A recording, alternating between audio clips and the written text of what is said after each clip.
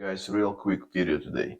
If you ever had to remove this scotch sticky tape from the doors because someone decided to make insulation for the winter from this tape, you see that?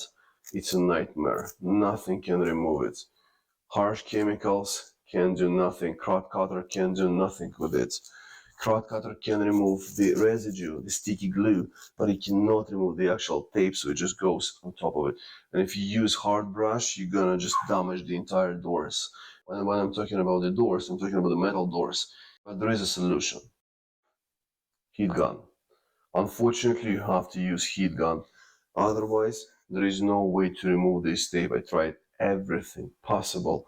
Either it damages the door, or it doesn't remove anything. So the solution is heat gun, but you have to be careful. Don't select the most powerful heat gun you can find on the market because it's gonna remove the paint. Anyways, for this door, it's gonna be repainted, but I do not want to remove the paint. So let's heat it up. Let's see what it does. Get the putty knife because it's pretty sharp, or you can get painter's tool. It's actually pretty good as well.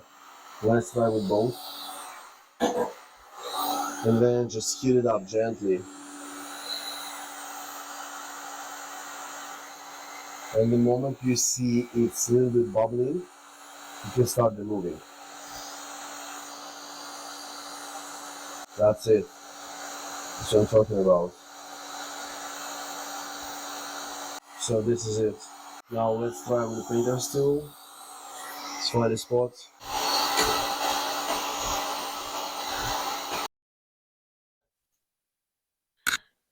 But just be careful, because if you heat up, don't heat it one place. Also, these doors, they have plastic framing around the windows, so don't heat it up. And never ever heat up the glass or anything close to the glass.